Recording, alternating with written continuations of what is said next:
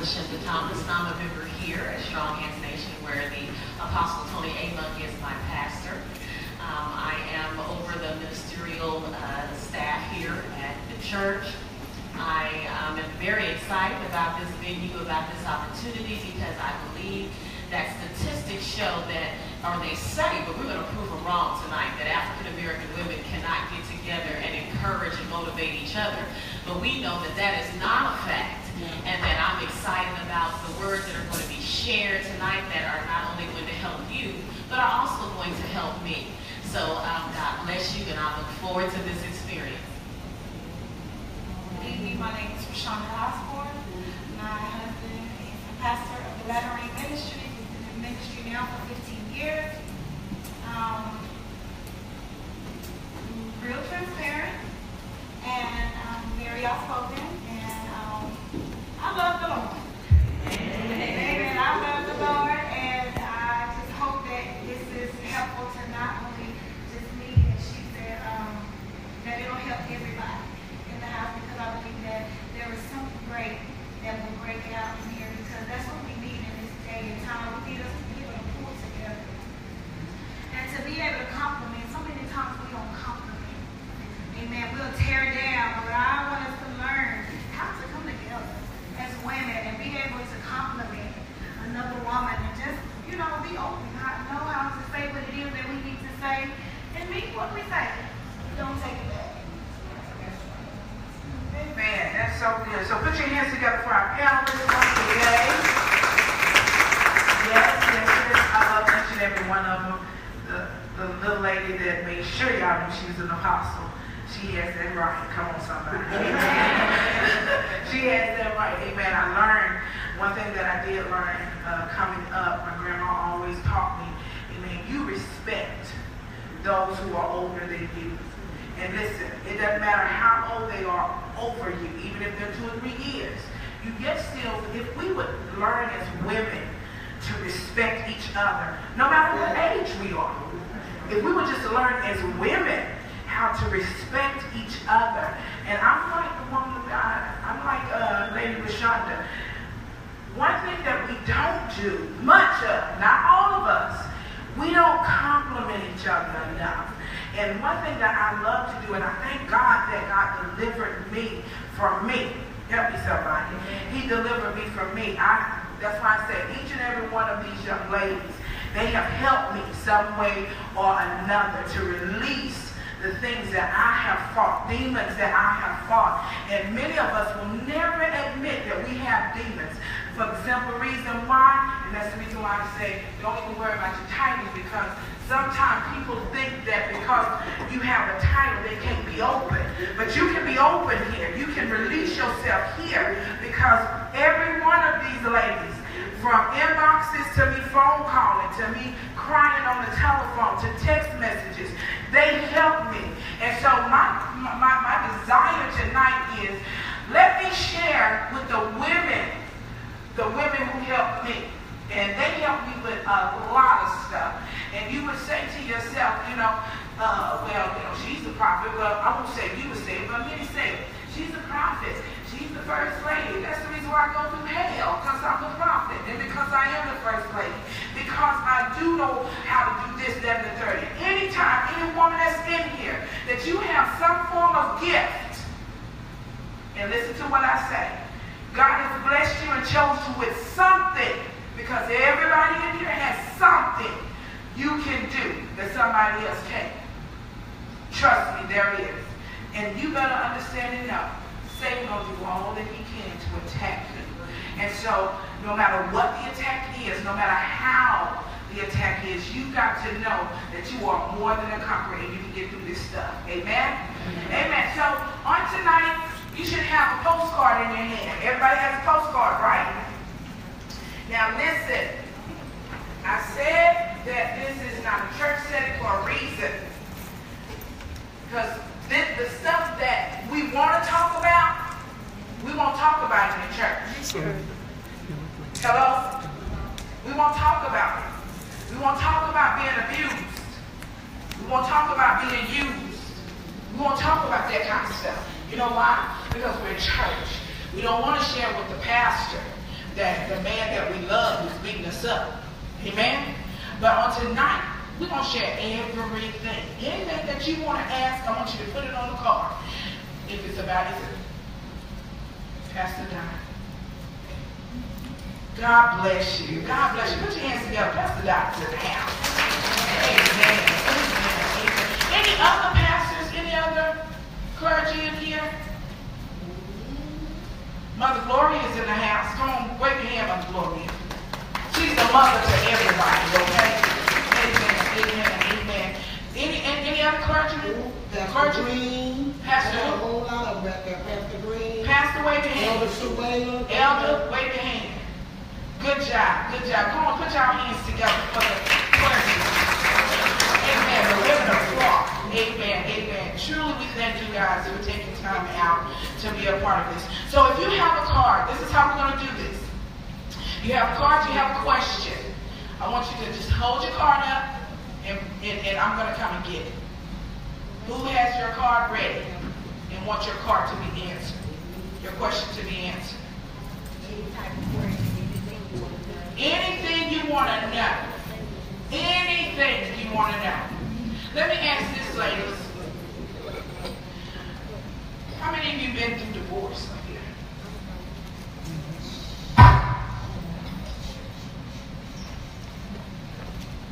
Do you mind me asking why?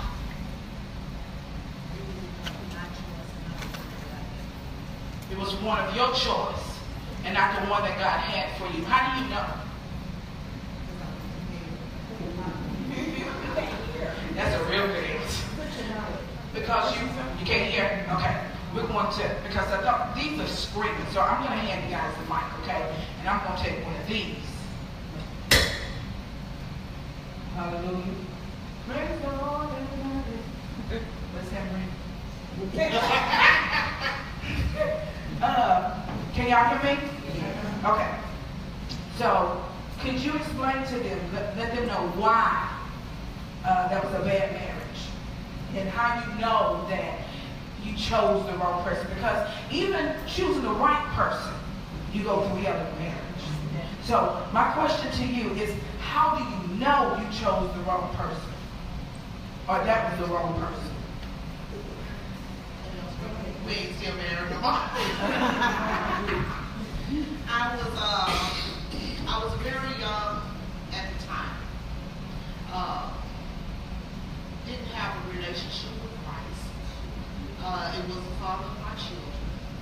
And I married because he asked me to marry. Thinking it was the right thing to do with my family setting, being the first one in the family that all of my children maintained the same father. I thought that was the right thing to do. But growing older and the marriage not lasting long, having a relationship with Christ brought me to the thing that was what I wanted and not what God had for me. More I wanted for me. Okay. Anybody ever dealt with what she dealt with out here? Nobody? Okay. So, in that, you're going to hold that because you guys can hear me without the mic, right? So, with that being said, how many can truly say that you have made a choice as it relates to a relationship? You made a choice that you knew it was the wrong thing to do. Have anybody ever heard God say no? Anybody ever heard God say no? But you went ahead and just done it anyway, and then you had to suffer the consequences. And so she said, but she said, she didn't know God like that.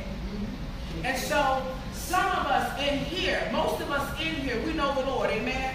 But even with us knowing God, and God is saying no, we still will make that decision upon ourselves and just say, look, that was the devil. Won't we say that?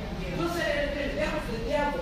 But in your case, you saying that I know I made the wrong decision, but I didn't know it until after. Gotcha. Who else said that they did divorce? Pass it to them. Now, my question to you, Mom. What happened? My situation is a got filled with the Holy Ghost and married to a preacher.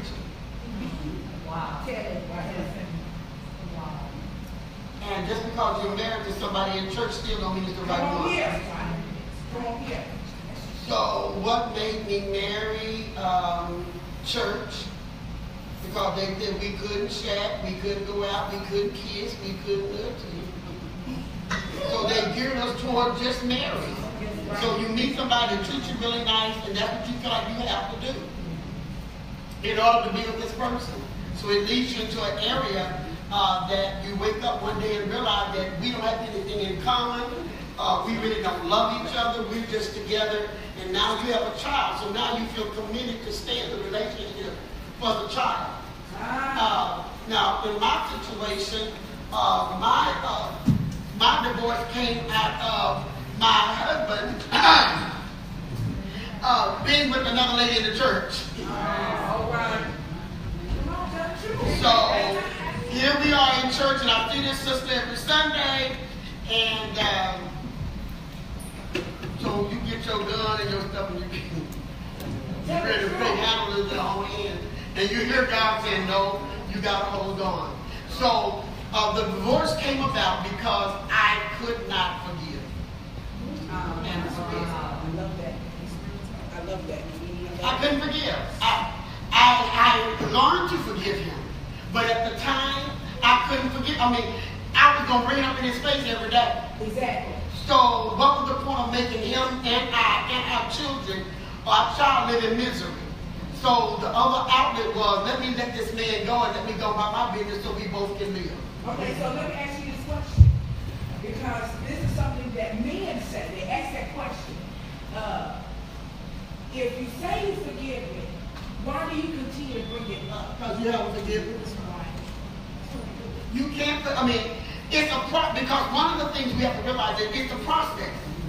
I mean, I don't care. You can come to the altar and get hands laid on you, but it just don't go away. Because every time you see that person, a lot of times it reminds you. Or just think about it. Let's put it on the other side. Your husband saved, loved God, all these good stuff. Y'all got a family, and he gets the baby outside of the marriage. Then every time you see this baby, you think about what he did. So you have to make up a conscious decision. If I can forgive and let it go, or do I need to let them go? In my case, I let him go because I could not let it go. It took me time and maturity in God to learn how to let that go and forgive myself and him. Because a lot of times I can go back, even now, and I've been married 28 years to my husband, but I can go back in my mind and see a lot of things I could have done to save that marriage. I didn't want to. That's good. That's good. That's real good. And I guess the one thing that many women do deal with is the fact that even though we say that we forgive, and we say it's a process, okay? We say that it's a process. We love him, but the church taught us better to marry than to burn. That's it. Come on, somebody. Let's do this. Let's do this. Let's do this. Instead of us as women, you know, seeking God for ourselves, we listen to the mothers, we listen to the church, because they know. That's how we felt. And tell me if I'm That's wrong. what we always saw. We follow leadership. But we didn't have the generation that have now that question. And then now that we're here, we get angry because they question. You know, but they're looking for real answers. Why? I mean, why do I have to make it so? Because we've allowed this to, and sometimes we're real cute because we won't go the old route. And we can teach the younger generation that you can go out and have a good time, enjoy dinner, and not feel like that. And don't get me wrong. Should something happen, there is a priest, there is a God that comes back and forgive and allow you to go on. You're not going out there intentionally, but it is what it is. And we're now getting to that place that we can teach that. And you can pass it on after I ask you this question. How did the church treat you after you made the decision to get married? That's what I want to ask you. Who got your cards ready? Well, Put your cards ready. because he was a minister, I left the church. The church that he was I left the church that we were.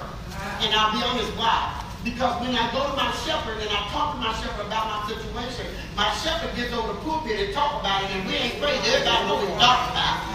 And so that thing, so since I heard him, me, and her, and that wasn't my intent.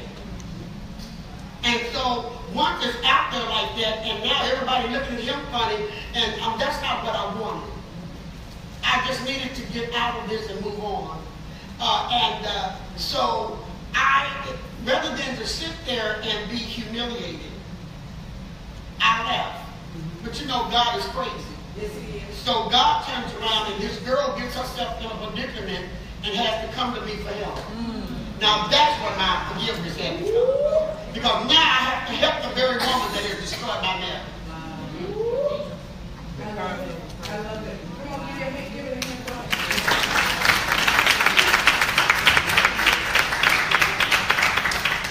So my question to you tonight is, with you being divorced, when you made the decision that this is it, when you made the decision that we're not going to do this anymore, how did, because I know your children, how did it affect the kids? Well, we got married at a young age. We got married because I was pregnant. And during the beginning of the marriage, my husband got addicted to crack. And it destroyed our marriage. We've been married for maybe 3 or 4 years, long enough to have 2 kids. Our children didn't have a relationship with their father, not a close relationship. And until recent years, our daughter became close with her father. As her confidant and her best, I guess I would say perhaps maybe her best friend that she talks. She goes to her dad when she needs advice. And growing up, she didn't have that type of relationship with her dad. The person who suffered the most was our son. Our son went to prison. He stayed in prison for 9 years. He was released December of 2015, and they both are so much alike that they haven't formed a relationship. They don't have a good relationship at all. And my son, because of my bitterness and hatred towards my ex-husband, he lost a lot of being close to his father. Because at a point, after my ex-husband got himself straight, found God, became a preacher, he wanted to take our son and raise him because he was at the age where he needed his father. And me still being young, because I was young, we got married, and he had remarried. I felt like that he was taking my child away from me, and some other woman's going to be raising my child.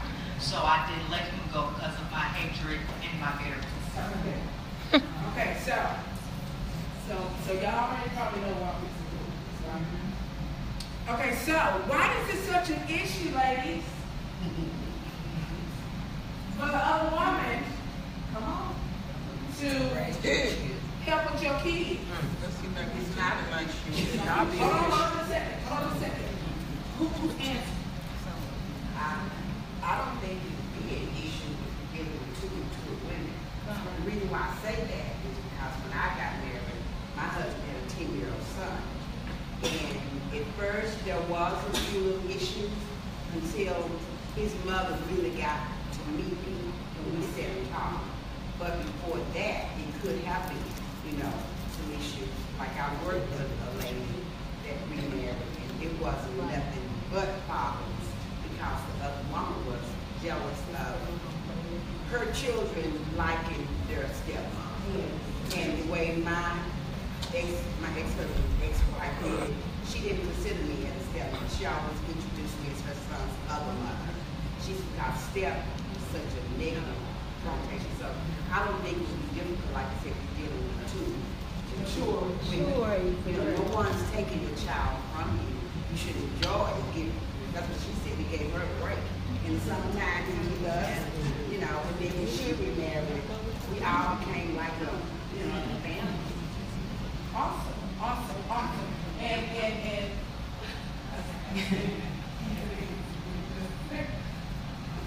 so we maturity. Okay? She said maturity, right? So we have to make sure that the woman who's going to assist our exes with our children is mature enough to raise them or assist in raising them the way that we would raise them. That's what you're saying, right? Mm-hmm. You had something to say? Yes, ma'am. That's what good. you're saying? Yes. Attitude, motive. A lot of times, the other mother, the other woman, whatever she is to him, motive can be wrong. I want him, and I only want to deal with your children long enough to get him. And a lot of times, as that relationship grows, it can affect the relationship between the two women because the attitude. A lot of times they cannot accept the other mother or the other wife. That's because she's still in love. Well, it's not necessarily that she's still in love. This is just my opinion. The thing of it is, the children are not going to go away. They're not going to go away. So therefore, being able to come to a common ground. And when you're dealing with, there are situations, I'm going to use my son, I'm going to take it home. You marry someone over 20-something years different.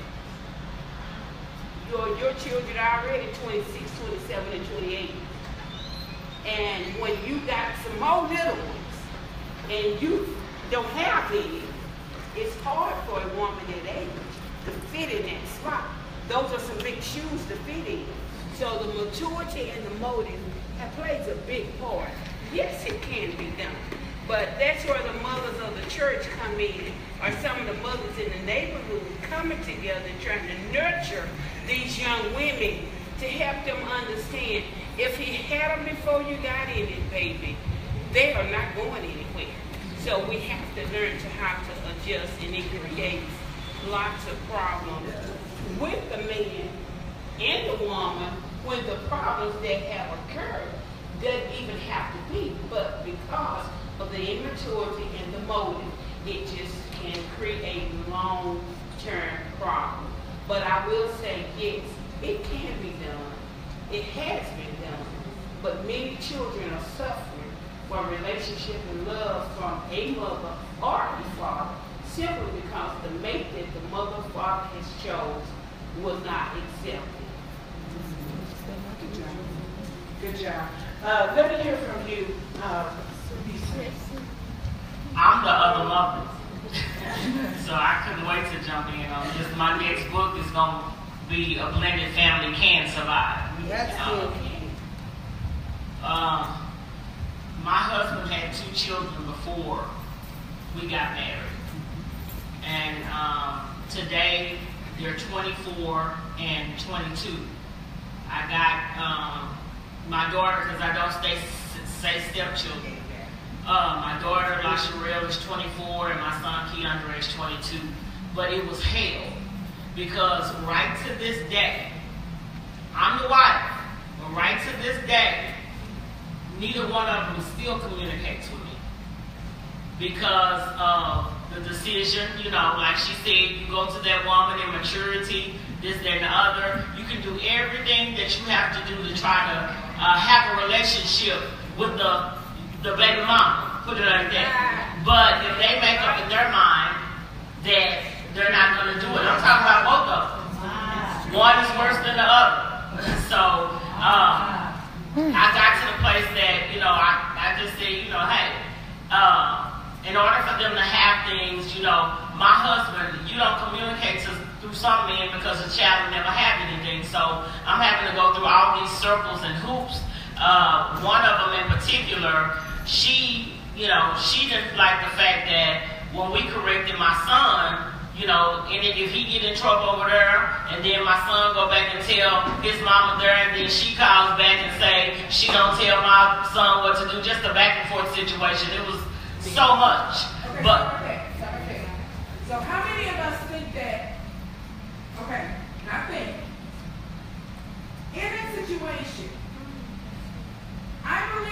children will cause parents. Yeah. Children will They manipulate. They manipulate.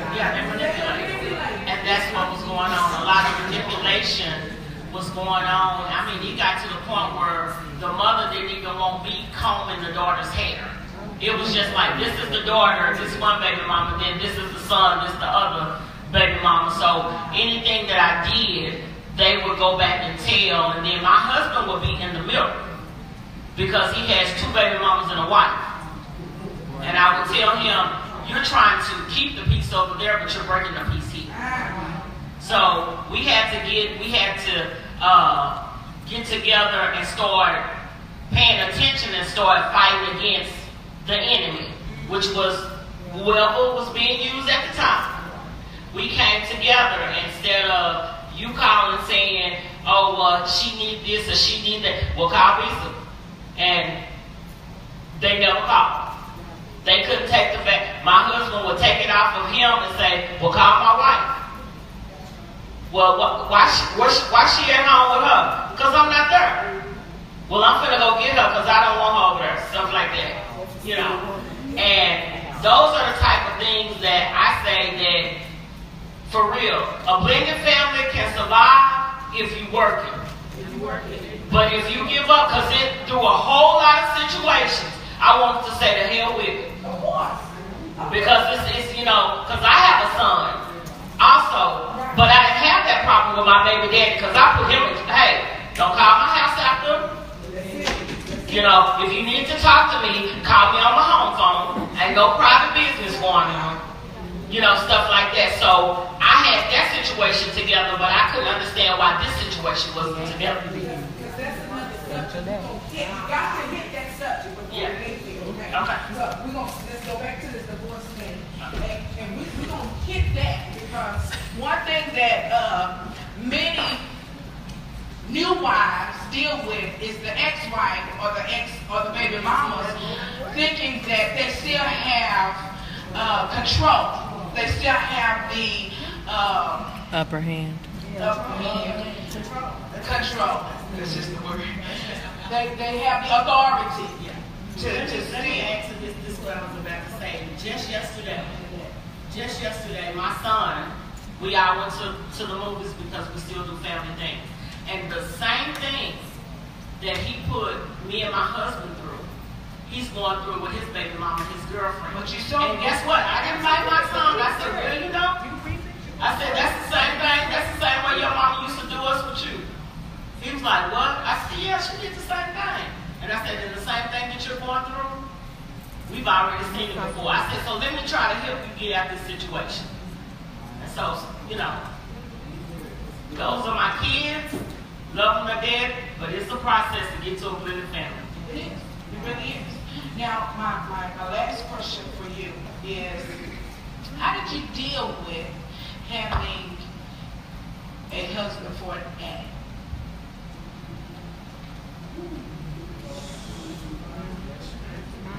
It was difficult. Especially being young. I was young. I was 21, about 21 when we were married when his addiction started. I didn't have a relationship with Christ. And I was a private person. It was hard to share, open up to people that my husband was an addict. Because I was raised in the Catholic Church, and they don't believe in divorce, and we're to stand by husbands regardless. I tried. I did the best that I could. I didn't have very good, I guess, role models or mentors in my life at that time. And what really broke the camel's back for us for me was that my ex-husband decided to sell crack, and a crack addict can't sell dope. That's right. And so one day I remember, it's true, a crack addict can't sell dope. Nothing. And I remember I was in the yard one day, and I kept seeing this car circling the house, He was gone, supposed to be selling this man's stuff,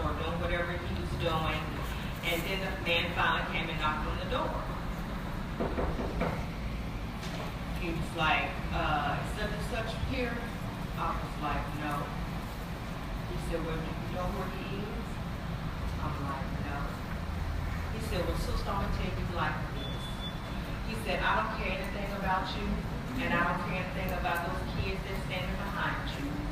But if your husband don't have my money by a certain time tonight, I'm burning this house down. And he was serious. And I knew that he was serious. So I called my mom, and I called the police. And at the time we were living in Shreveport. I had Shreveport PD all in the backyard and in the front yard. And when my ex-husband called home, the cop talked to him and said, man, we need to know who you're dealing with because these folks is threatening your family. Where are you? So we can try to find out what's going on and get this situation resolved. And he said, I'm getting high. Bye. Wow. And when he said that, I packed my kids' clothes, a few clothes that I could get, and waited for my mom and her best friend to come. And I never looked back. And there's a hand clap right there.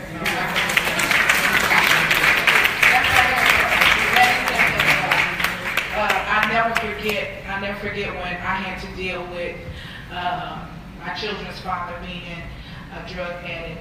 And he was older than me. He was 7 years older than I was.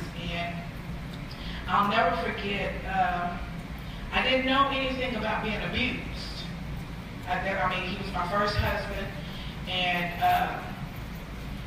I didn't know anything about, you know, a husband being addicted to anything. I didn't know anything about being abused by a husband.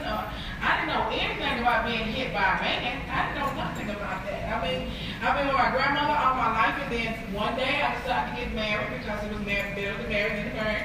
And then he decided that he wanted to fight. And so, you know, Grandmama said that I'm supposed to stay with him. She never said I couldn't come back home, but she said that I need to stay with him. And so she would tell me that your mouth is going to get you in trouble. Because I didn't have a bad mouth. I mean, it is what it is. I wasn't cussing or nothing, but I am going to tell you how I felt. You know, that's how I was. And so I'll never forget the day that I went to work. Both of us was working. I went to work. I gave him my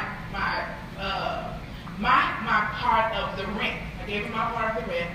So I gave him my part of the rent, Pastor God, and when I gave him the part of the rent, about 30 days later, I'll never forget his name was Mr. C.L. Wilson. He was the neighborhood plumber. Well, my grandmother got the house for us because, you know, we're young. And so my granny got the house for us through Mr. Wilson.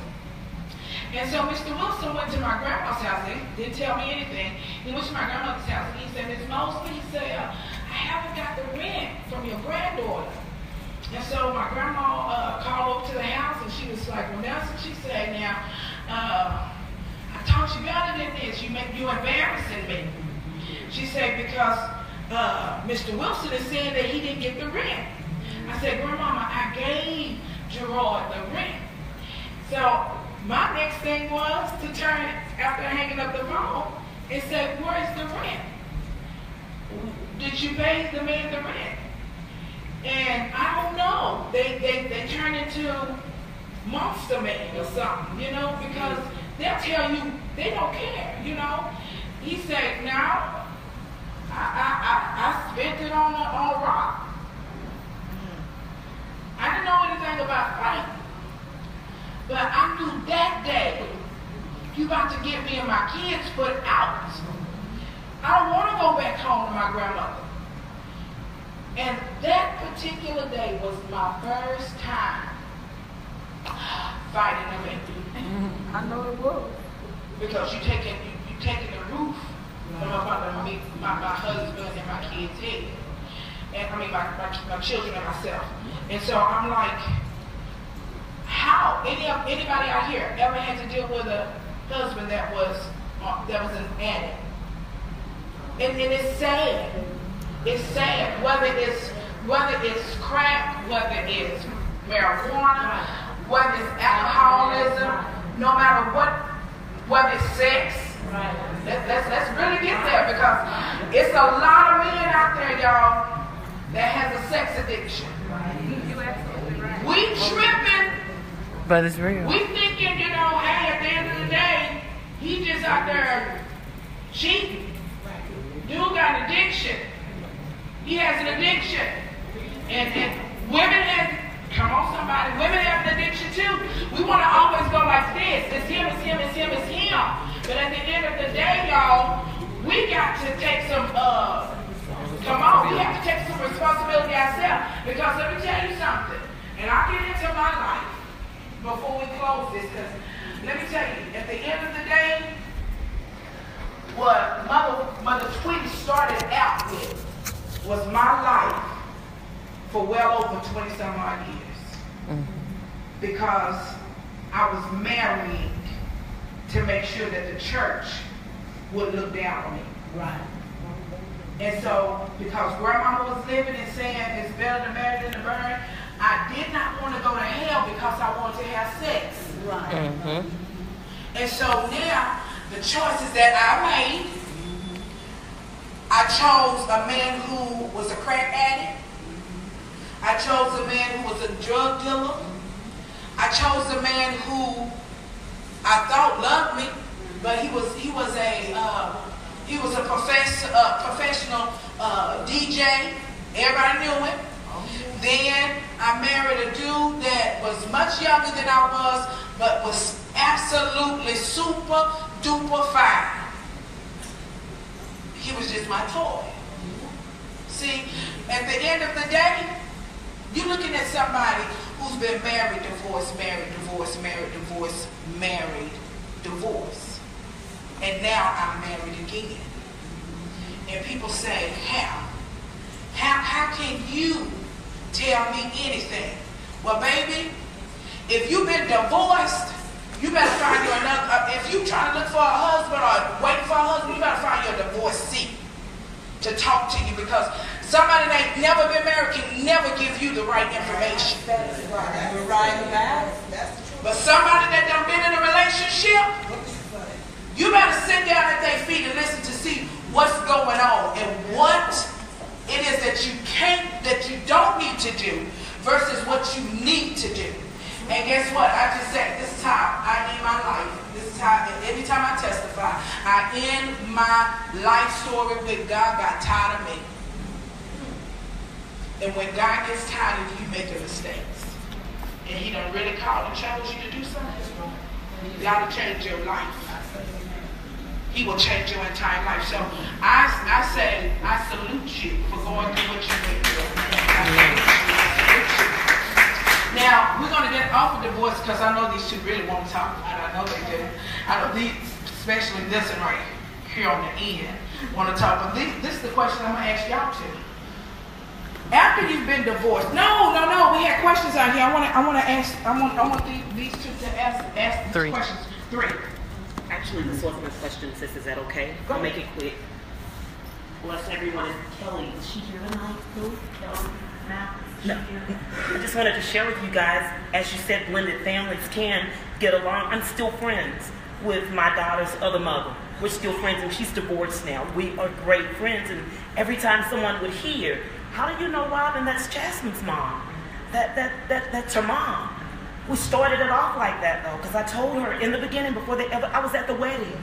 I bought a gift, and I had no motives. I loved her. She was going to be around Jasmine. In the beginning, she did try.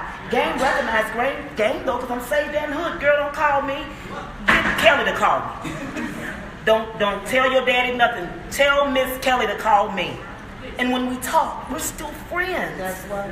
And it's over. That's the thing. We can shut it down. I don't want to be saved and sanctified, then I'm hellish. How are you going to be holy and hellish? My daughter has to go over there, so when people would find out that I don't call her stepmom, I just don't. Step just does something to me. She's still Jasmine's other mom. And we brought all the children together. All these years later, Jasmine and Daphne stay together now. These were the sisters that couldn't get along. Don't call and tell me nothing. Go tell Miss Kelly. And if y'all need me, I got you for backup, South Dallas straight. But if you can handle it, handle it. Good job. Good job. Good evening, everyone.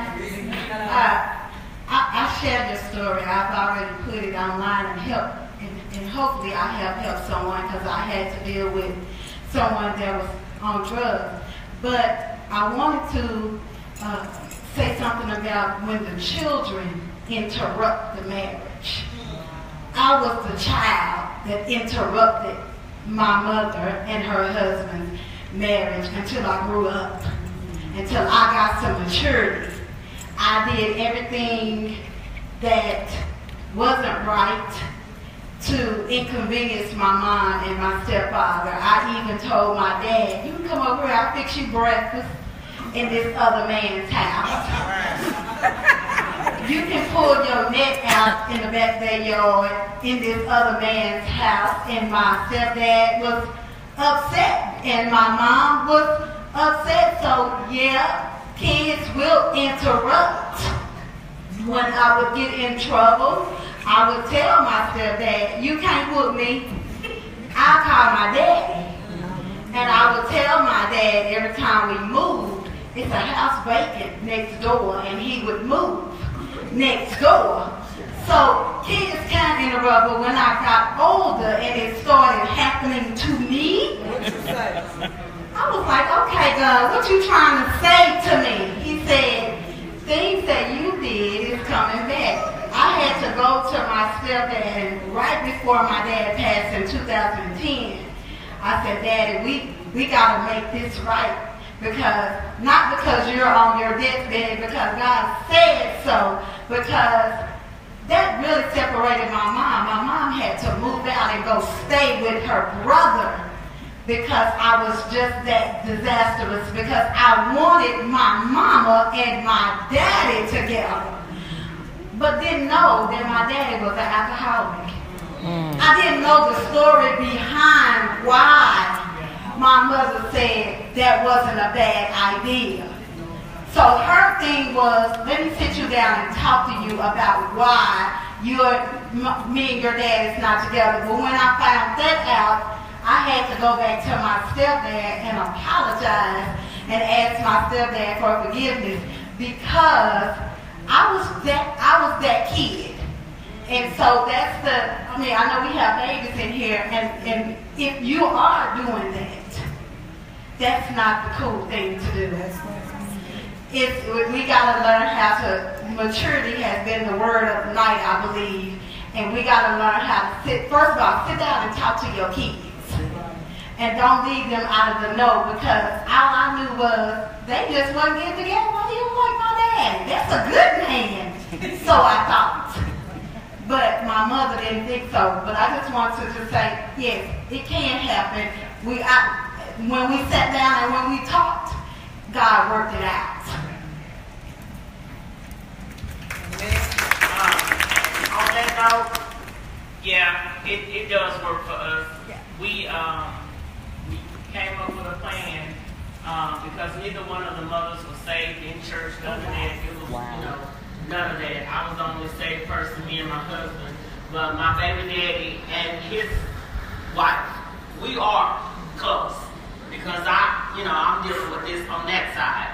But then on this side, we came up with a plan, so we started making him stay over to our house for 2 months. Every other 2 months, that's the way they lived, every other 2 months. But at the end of the day, the same thing my mama told us, I told them, don't tell me nothing that's going on in your mama's house unless it's affecting you. And don't tell them nothing that's going on in my house. And if I find out that you said this, that, and the other, then that's when we're going to have problems. But we make it work. We are the best of friends, me and my kids. But of course, the mothers still are who they are. And they've never been in church, so I can't, and there's some that in church is still like that. But as for my situation, neither one of them have ever been in church. So I deal with them according to who they are. Good job. Good job. Good job. We thank you, ladies, for those statements and your input on that. Now, I have a couple of questions that I'm going to get from the floor, but I'm going to ask you, Lashinda. After you divorced,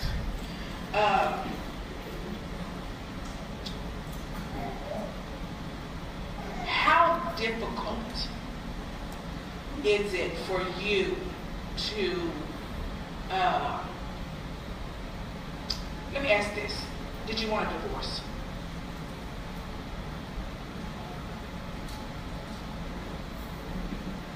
Initially, no. What, after you got it, after it was over with, how has it affected you as a divorcee, being divorced? How has it affected you mentally, spiritually, physically, financially, whatever? How has it affected you, and how have you gotten over it? Wow. Okay. Financially, it didn't affect me at all because I filed he paid. So there was no, I didn't want the house, we didn't have any children together, so it didn't affect me that way.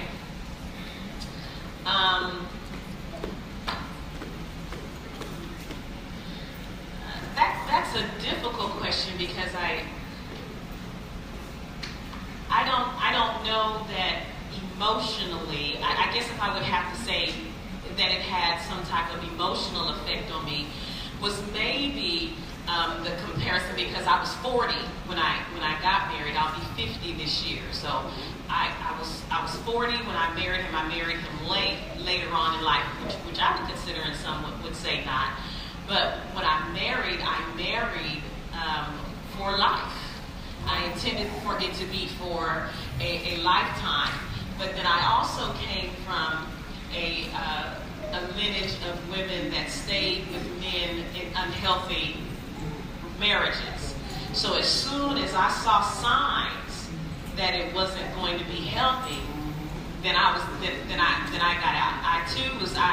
I've listened to the stories of the ladies on the panel, and I have a little bit of everything I can relate to. I married because of age. I married because he asked me, not because of love. I ignored the signs that was there. I married someone that had a child. I married someone that the woman still wanted him and used the child as leverage. Wouldn't allow him to see the child, wouldn't allow the child to visit, and therefore it caused problems with us because I couldn't go to soccer games. Not that I really wanted to go to a soccer game. I really want to be clear on that. I didn't want to go to the soccer games, but I wanted to prove a point. And so I felt like I was in competition. I went in feeling like I was in competition. With that, I dealt with a man that was dealing with addiction. However, it was not crack, it was sexual. It was pornography, it was prostitution.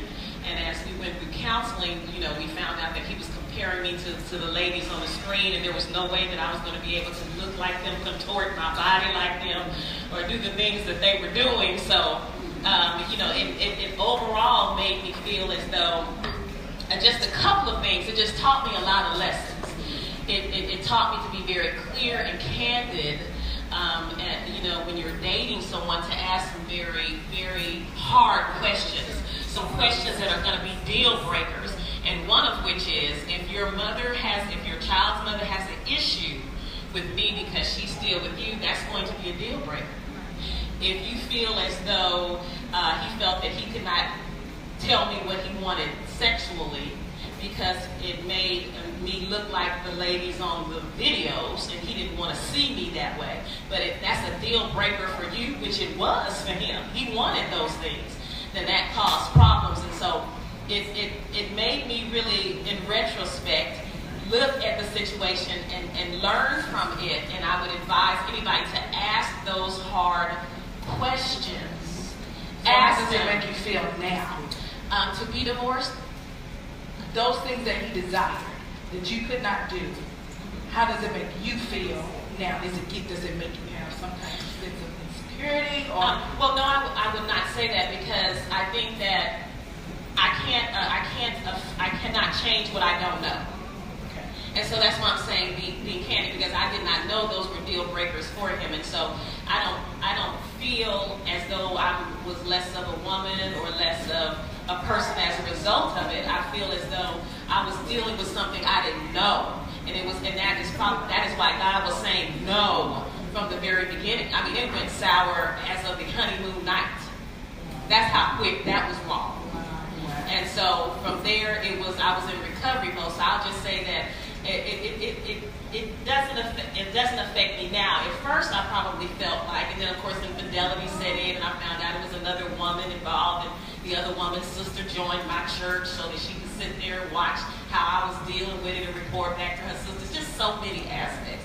But I'll say that for the most part that I've learned from it, and I've learned to ask the hard questions, so that to the best of my ability now, what I'm going to do is I'm going to listen to the Lord.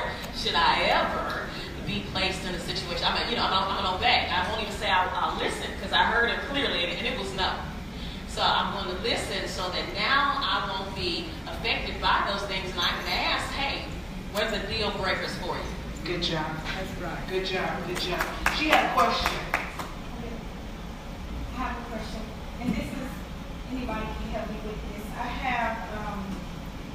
I've heard what everybody has expressed about being divorced and going through the divorce process. And me as a young woman,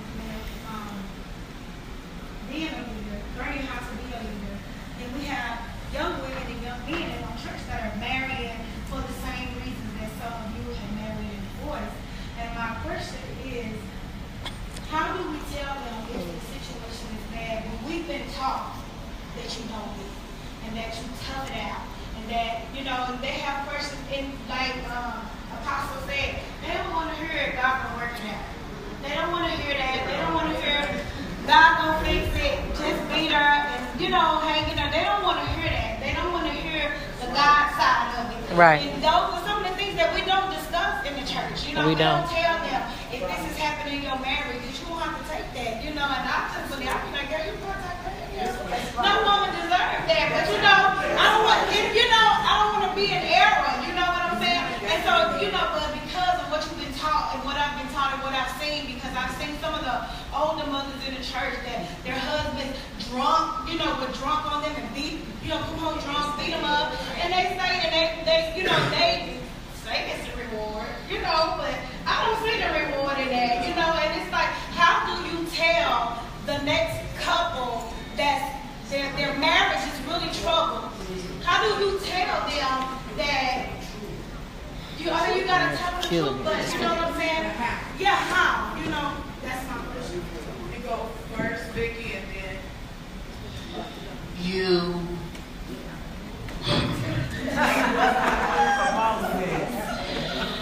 It is a process, but you tell them. It's she don't want me to talk about divorce and marriage, but let me just go right here real quick. I've had 6 husbands. 6. State of Texas will allow me 7. Am I right? Amen. And I'm going to get one more. But I'm going to get him in the right time. in the right time. All of my marriages, there have been some situations. There has been some issues. Some real life issues. Drugs, adultery, fornication, baby mamas, homosexuality. It has been in my marriage. I'm talking about me, my marriages. And I didn't have nobody to tell me, baby, you don't have to put up with this. Let me be real, because that's who I am. My mother been married to my father for 50 years. Every day ain't been peaches and cream. It's been another woman. Oh, come on. And he's a pastor of a church. But we don't deal with the truth. We deal with hidden treasures. That's why divorce rate is high in the church, and it's popular in the club. Marriage is popular out there in the world, but we hide things. That's why the marriages are being destroyed. The preachers and the wives living lies before the congregation. you not loving your wife like that. Your wife is in control of the marriage. Well, the Bible say he the head, not you. Sit your silly self down. But we live in this for real. For real. So, baby, you tell them you tell the woman to go to Proverbs, because the Proverbs woman wouldn't beat the hell didn't get beat out of her. Come on, let's be real. The Proverbs woman didn't have, the only thing she had to deal with, and I want y'all to stop wanting to be the virtuous woman, because ain't none of y'all virtuous. The only thing that she had to deal with was her husband didn't work. Wow. The Bible said he got up daily and went and sat at the gate and talked to the elders. The Bible says she worked. She made linen and fine clothes and all of that. But she wasn't abused. She was still loved in her position. So we don't have to take the abuse, but we know the abuse because the abuse is in the church. The leaders have abused the people for so long. Marriage and divorce. Bishops are married today, divorced tomorrow, and remarried the next week. And we are following patterns. And it's real, because what we see is what we believe. If your mama did it, it was right. Come on. My mama, like I said, she been married for 50. I ain't never met a woman like her, honestly. Because she dealt with some things in the church that I could never deal with. So it's real. Women, we have to deal with it head on, face on in this season. So it's like a curse. It's like a curse that just dwindles down, and we just continue to allow it to happen over and over again. You asked the question, how does it stop, and what do we do? The first thing I would suggest is premarital counseling. Most people don't do that. A lot of churches don't offer that. But premarital counseling, in order, that's where they're in love, and so they're not looking at all the necessities or all the real lively things. Premarital counseling gives you, as a counselor, the opportunity, as a spiritual advisor, to direct them in some areas that they're not even looking at right now because they're in love. So you open up that Pandora box, because there's been times when I've had a couple that I literally told them that they were married really for financial purposes, and it really wasn't love. And then I left it to them to make the choice of whether they really want to go through this or not, and what the future held. So if you have a couple that was willing to do that, and a lot of times it's very hard, especially in our black community, because we're not used to premarital counseling, but that's one of the first areas that I could go in order that I could be able to tell them the truth, give them some guidance without offending or accusing everybody. The other thing I said here, I wrote down, I said we need to, the problem I'm hearing and we're talking about is we keep picking. That's our first problem. We pick. That ain't even according to Scripture. Absolutely. The Bible says, "He who finds a wife finds the word." That is the word. So if we're picking, then that's why we're in the problem again, because we keep trying to pick. And but that's if we allow God to do it, exactly. Then what we do is then look for confirmation from God, and He will send that. Absolutely. Exactly. And so now, what we end up with is we end up with situations that we don't know how to get out of because we pick. We allowed it. Some of us are saying we married simply because they said, "When you marry me," and we did do that. That's right. But again, we did that, but we didn't go to God. Right. We don't go to wise counsel. That's right. We don't seek wise counsel anymore. Right. We don't go to ask the people of God or the mothers of the church. We don't go and ask the fathers, "Is this what I need to do?" And tell the truth. And let them look at all the different sides and give us direction. And I believe that when we stop picking women, exactly. And like, because I'm going to tell you something. My mother was married 7 times, all of them. But that don't mean I can follow in the same footsteps. That's right. When you know to do better, you do better. That's right. And so then you begin to go back to God, because when we keep repetitively doing this, that means we're not learning from our mistake.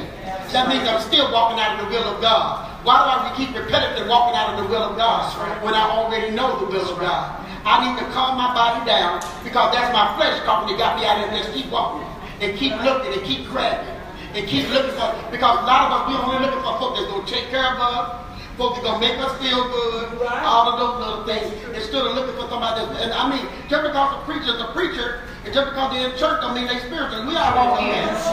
We ain't going to sign, but we already knew that. We knew that because they encountered. They ain't just started doing it. They were tapping us a little bit too. What?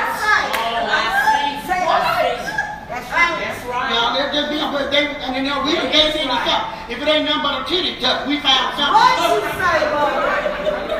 Now that's the truth.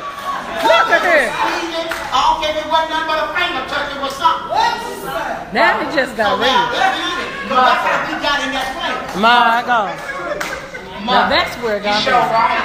And you know what? The funny thing about it is that nobody talk like that. Come on. Nobody talk like that. Because that's why a lot of molestation goes on. Because nobody talk about that. See, if grandmama and them would have taught us a long time ago to stay out of Uncle Bob's lap. Come on. That's right. A lot of us wouldn't have got molested. That's right. But every time Uncle Bob would say, "Come here, pretty girl," and you sit in his lap, you get home. Come on, somebody. And that thing start rising, and you don't know what it is, because you're a little girl. But what you fail to realize is that he's getting a kick out of you sitting in his lap. That's right. And if you're real fast, you getting one too. Come on, somebody.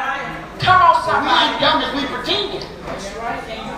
We're not dumb as we pretend. Now, let me say we got our enemy. My husband said this, and I argued him down, y'all. I argued him down because that was not my story.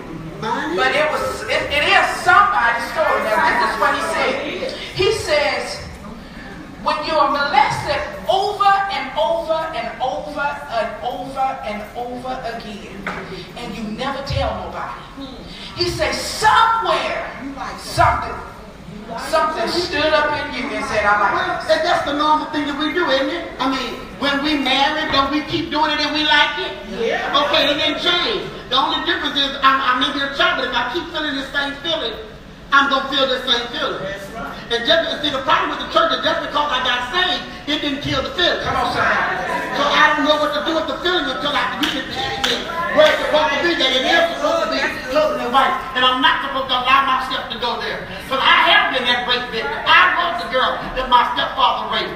From 6 to 16. Okay. And mine was 10 to 16. Been there, done that, yeah. And I ain't going to tell you that it didn't get to the point, but I did like it. Okay. Come on, somebody. Now, it hindered me when I got married. Exactly. Right. Exactly. Because there was no love. It made me go out and try to find me. Right. Find somebody that can make me feel. I didn't realize that I wasn't going to get the same feeling. So it took me to a place until God, because when I could open up and talk about it and not look for anybody to make excuses to deal with who I really was. Exactly. Until God would help me overcome it and face my part in it. Not that I wanted it, no I didn't. But after a while it didn't change the feeling because it's, oh y'all want me. So let me tell you something. If you play with your own self, don't you still feel something? If you keep playing, you keep doing it. That's what get us into all these dirty movements. That's what get us into pornography. Why? Because I like it. Exactly. I ain't dead. That is right. And let me tell you something. At 94 years old, my grandmother, 94 years old, my husband would walk up in that house. She half dead. 94 years old. And I'm not kidding. I'm not playing. My grandmama was on her deathbed. Do you hear me? Literally. My husband would walk up in there. My husband would walk up in there and she would make sure when I got dropped off, she would ask, "Is Reverend Monk coming to pick you up?"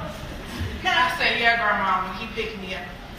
"Well, tell them to come in the house." We put my grandma to bed, and this is the honest to God's truth. I would laugh at it, but I did not know that my husband was my grandmama's hidden boyfriend. Thought it was the cutest thing after she passed away because he shared it with me. She would call him all the time, talk to him about 5 minutes. We put her to bed, right? She get in the bed, my husband say, Let's pray. This me. You my grandma. I'm holding my granny's hand. She said, I want to hold Reverend Monk's hand. I said, well, what the what? She said, I still like men. Oh, okay. She 94. She said, I still like men, and can't a woman do nothing for me but tell me what a man is. That's what my grandmother said. And you mean to tell me we try to act so punk and so grand and act like we ain't never touched, ain't been touched before we got married. We try to act like we didn't kiss. We try to act like we weren't in nobody's back seat, front seat, in the cab of a truck. We try to act that. We try to act that way, y'all. But on the hood, we try to act that way.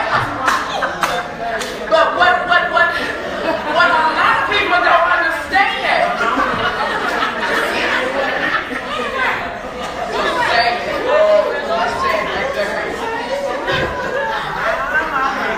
Both of y'all. But this is the thing. I have two questions, y'all. I'm gonna get to these. I promise you I am. But this right here. How many of you say that after, because this is what my grandmother says. She says, once you've experienced it once, now you become addicted to it because you want it. You want it. Now, how many of y'all in here, and we being truthful, how many in here, Holy Ghost, you here? Okay. How many of you in here that are single, raise your hand. That you're single, raise your hand. Let's see up here. Okay. How many of you in here, Holy Ghost, you here? Okay. How many of you in here still ain't been touched since you've been single?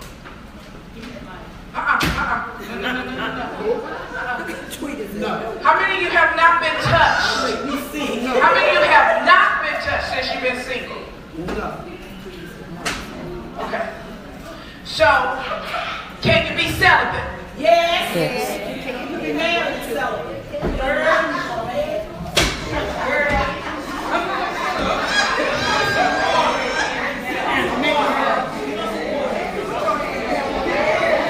Okay, here we go. Calm down.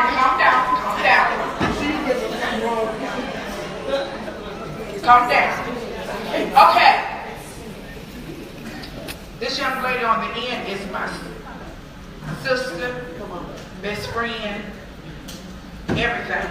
I have 2 best friends, 3 sisters up here, and 3 best friends, okay? This one, and I have to separate them out. They all work with every personality. That's that. That one right there, she handles the anger side of me. This one on the end here handles the almost getting anger side of me. This one on the end handles the rage. So as you can see, all of them is bad, okay? But this one on the end is special. How long have you been divorced? 8 years. How long have you been celibate? 8 years.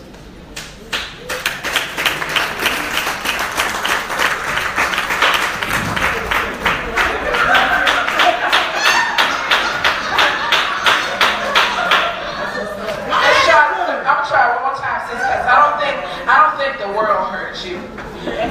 How long have you been divorced? 8 years. 8 years.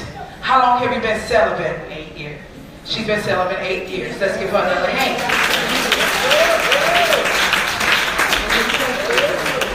Now, the reason why I talk to her, and you will see she has self-control.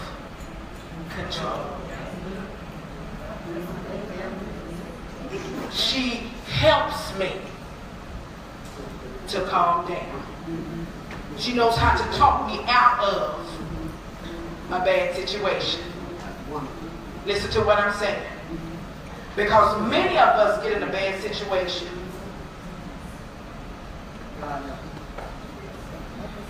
And we'll have a sister like this and say when we need to go. Yeah. And I'm just calling it what it is. If I call and I say, this is what's going on, where I need to meet you at. So you got to have somebody that's going to be your Peter. That's my Peter. But you got to have somebody that's a Barnabas. That'll say where you used to be, but you're not that no more. But then you need somebody that is truly Christ-like. The Lord, in his essence, sits right there. Literally. So I say to you, I ask you a question today, Teray. Being divorced, being celibate for 8 years, how do you deal with it? How do you do it? I do not want to sound churchy. But it up to you to be truthful. It is through the Holy Ghost. Because it has not been easy. I'm not going to front. You know, I'm straightforward and I'm real as well. It has not been easy. But when I get to a point, because I am full woman, I love what God created as man. When those heated times come, I have to get to myself. I know that a friend, you know, as we want to call them to be politically correct in the church, a friend, if you know you, let me just go there. You know who you are. You know what you can stand. And if you can't stand it, don't call him. That's right. If you can't stand it, then maybe you shouldn't entreat him at the time. Just to be honest with you. I deal with many women, and it's one thing about me, I'm not here to judge anybody. I'm not for what? You know, because just to piggyback off of the ladies and not to get off the subject, yes, the Lord showed me, told me, sent word that he was not the one. But because I was so in love, and because I thought, oh, it would get better. I mean, the day of the marriage, it was if the Lord could have slapped me on the floor, it literally came down, it was that close. But because I felt like it was right, dismissing what God had already showed me, I did it anyway.